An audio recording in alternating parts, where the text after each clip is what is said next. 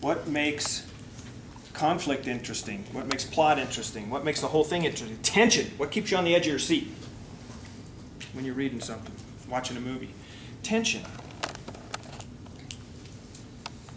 You know, we humans are a weird bunch. We like conflict.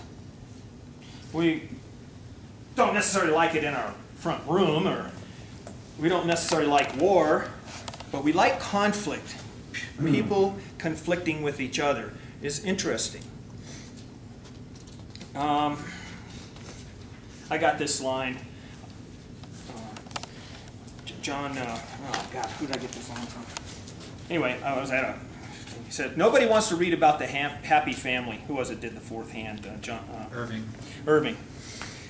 Yeah, he said, nobody wants to read about the happy family. If everything is going honky-dory, why am I reading this? I want conflict. I want tension. I want a problem that needs to be solved. I want high stakes. I want my characters to want to reach a goal and can't quite grasp it because there's so many things in the way. If you have a bunny rabbit hopping down the bunny trail, there better damn well be a coyote on that bunny's ass.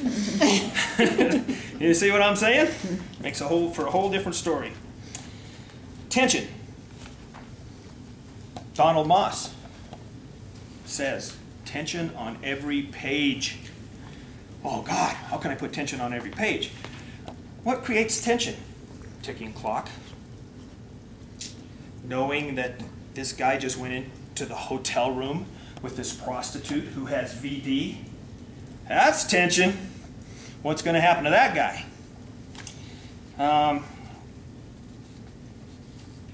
Dialogue is one of your biggest sources of tension. And I played around with some dialogue here.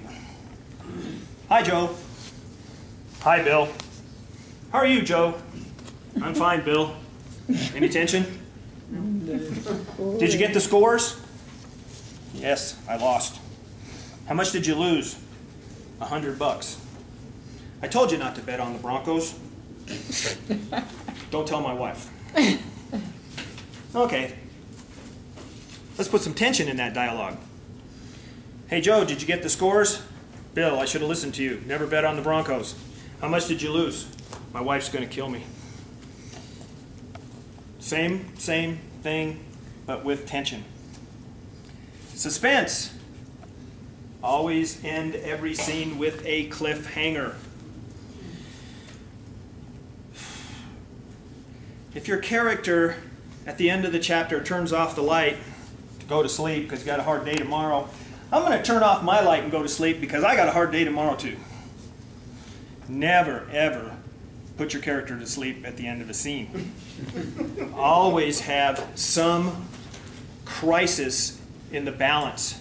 Some reason that the reader has to turn the page to find out what happens, even if it's 2 o'clock in the morning and they have a hard day tomorrow. That's their problem. Missed opportunities. Look for places in your manuscript with missed opportunities for tension. Bill and Joe have been drinking beer. Bill asks Joe, how many beers have you had? Joe responds, a few more than you. Now, there's no tension in that. It's an easy fix with 2 words. Joe responds, a few more than you can handle. See, this is the tension, conflict. Tension in dialogue doesn't mean there has to be a fight, an argument. You ingrain it in the way the people respond to each other.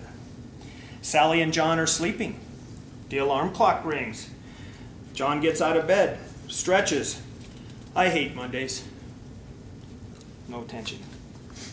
Or the alarm clock rings. Sally nudges John. It's time to get up.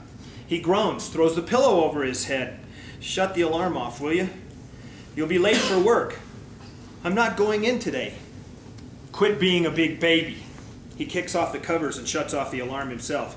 I hate Mondays. Same outcome, but tension between the characters. Tension in the dialogue. tension on the page, at which point the reader also will get some idea of the relationship between Sally and John.